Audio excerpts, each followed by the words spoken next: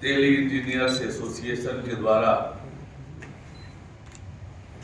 आयोजित भक्त माता कर्मा की जयंती सम्मान समारोह और वह भी ये आयोजन किसानों पर केंद्रित है।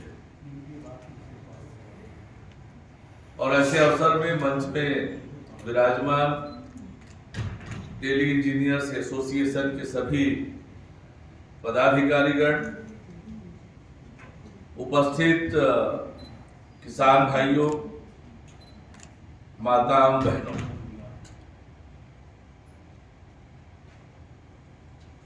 आज बहुत ही पवित्र और पावन दिन है। रामनवमी का दिन है और हम लोग भगवान राम के ननिहाल के लोग हैं। आज हमारे भगवान के जन्म दिवस है, भगवान श्री राम की। मैं आप सभी को रामनवमी की बहुत बधाई और शुभकामनाएं देता हूं। भगवान राम की कृपा, भगवान राम का आशीर्वाद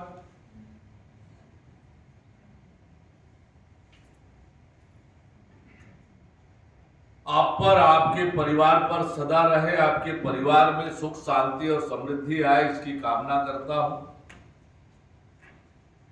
9 दिन हमने अभी शक्ति की आराधना की, चैत्र नवरात्रि का पर्व बनाया और शक्ति की आराधना का पर्व यानी शक्ति संचय का पर्व। 9 दिन विविध प्रकार के अनुष्ठान हम करते हैं। बहुत लोग उपवास करते हैं, देवी माता की पूजा आराधना करते हैं, गांव में जवारा बिठाया जाता है और 9 दिन पूरे उल्लास के साथ, भक्ति भाव के साथ, पूरी श्रद्धा के साथ पूजा आराधना हम करते हैं। कई बार ध्यान में आता है कि आखिर पूजा आराधना करते क्यों है?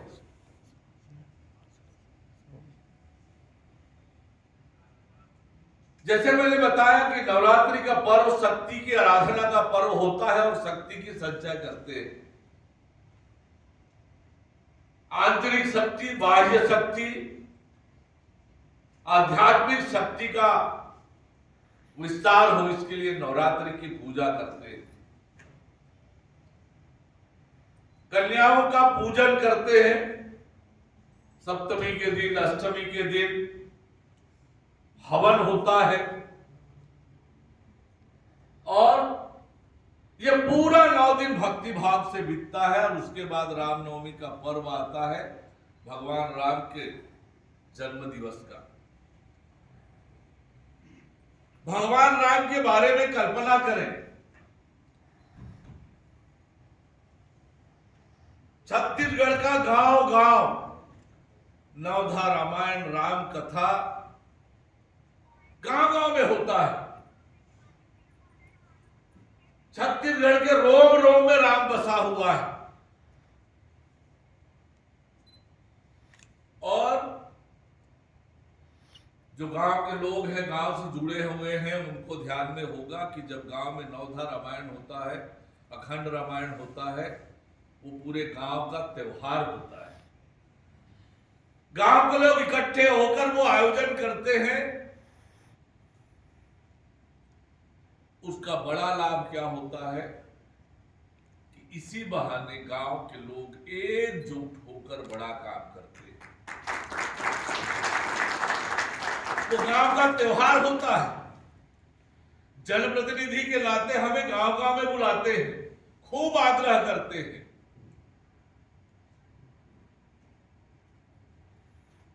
वजह यह है कि वो नवधा रामायण, अखंड रामायण गांव के पर्व और त्योहार के रूप में मनाया जाता है। किसान भाई लोगों को विशेष रूप से आमंत्रित किया गया है, इसलिए यहां पर मैं कहता हूं कि आज के किसानों को सोचना पड़ेगा, भविष्य को ध्यान में रखकर अपने फसल और फसल चक्र के बारे में विचार करना पड़ेगा।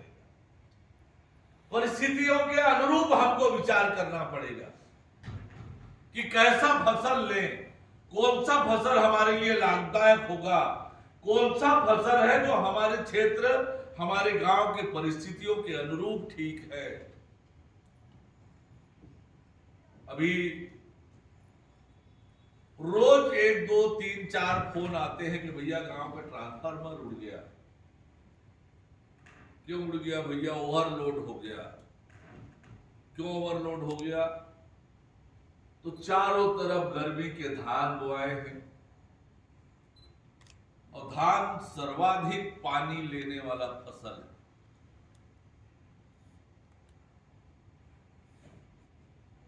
इस बात पर विचार करना पड़ेगा कि क्या हमारे पास पर्याप्त बिजली है, पर्याप्त पानी है कि वो धान की फसल आसानी से हम ले सकते हैं। पानी की कमी है, बिजली की कमी है, तो कौन सी फसल लेनी चाहिए जो धान से अधिक लाभ हमको दे, धान से अधिक फायदा जिसमें हो, जो कम समय में पैदा हो।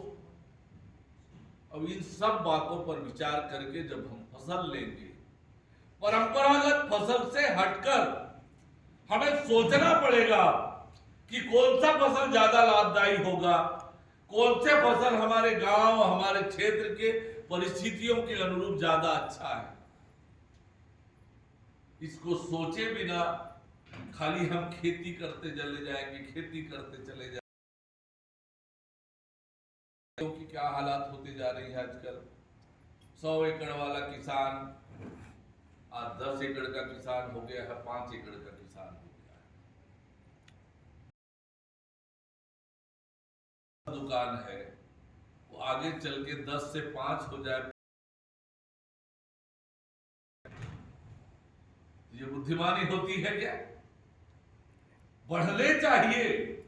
आज 1 दुकान है, कल 2 दुकान होनी चाहिए, परसों 3 दुकान होनी चाहिए। क्यों नहीं हो सकता? कैसे होगा? ये विचार करने का विषय है। इसलिए आज जब किसानों की बात हो रही है तो किसानों को आज जो दुनिया में परिवर्तन हो रहे हैं, आज जो उपकरण आए हैं, आज जो मेरे क्षेत्र की परिस्थिति है, किस प्रकृति की मेरी जमीन है, क्या अच्छा फसल हो सकता है, किस फसल का पैदावार अच्छा हो सकता है, क्षेत्र का, मेरे गांव का वातावरण है कि नहीं है। सरकारी अमला आपके पास मौजूद है, कृषि विज्ञान केंद्र है, कृषि विभाग के अधिकारी हैं, आप इसलिए आज एक तरफ हम लोग देखते हैं कि कुछ लोग फार्मिंग का काम कर रहे हैं 500 एकड़ में। अब वो कहां पहुंच गए हैं? एक ऑफिस छिड़काव हो जाता है पानी का, कमरे में बैठकर, और हम कहा है। एक जमाना था जब हमारा दफ्तर टाइपराइटर मशीन और चलता था कि नहीं चलता? क्या आज हम कार्बन कॉपी से टाइप उसकी कल्पना कर सकते हैं? भैया तो कंप्यूटर का युग आ गया। अपना दफ्तर चलाऊंगा, चला पाऊंगा मैं? दुनिया से कितना दूर, कितना पीछे चला जाऊंगा मैं। ये जब समय बदल रहा है इस तेजी से, तो हम किसानों को भी उसके तब खेती लाभदायक होगा और हम आसानी से कर पाएंगे। अब परंपरागत रूप से रिस्क लेने का स्वभाव, व्यापार में, व्यवसाय में रिस्क लेना पड़ता है। आखिर हम कभी न कभी अपने बच्चे को साइकिल देते हैं ना, और डरते रहे कि गिर, बच्चा साइकिल चला पाएगा? मोटरसाइकिल डरते हैं, डरते रहे, डरते।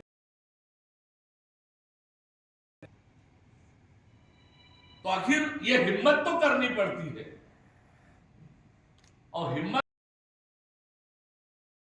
जीवन में तरक्की नहीं कर सकता, आगे नहीं बढ़ सकता, चाहे वो किसान भी। इतनी बड़ी संख्या में आए हैं, हम सबको आज की परिस्थिति के अनुरूप नए सोचेगा, और तब जाकर के हमारा किसान समृद्ध, अपने परिवार के विकास में बड़ा योगदान। टेली इंजीनियर्स एसोसिएशन के लोगों ने आपके लिए ये कार्यक्रम रखा है।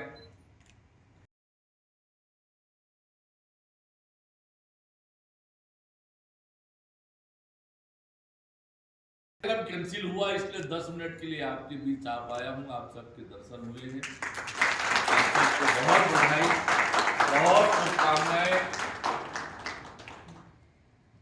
हमारे इंजीनियर साहब लोग कुछ न कुछ गतिविधि, लेकिन महत्वपूर्ण कार्यक्रम है। मैं सभी और एक बार फिर रामनवमी की बहुत बधाई और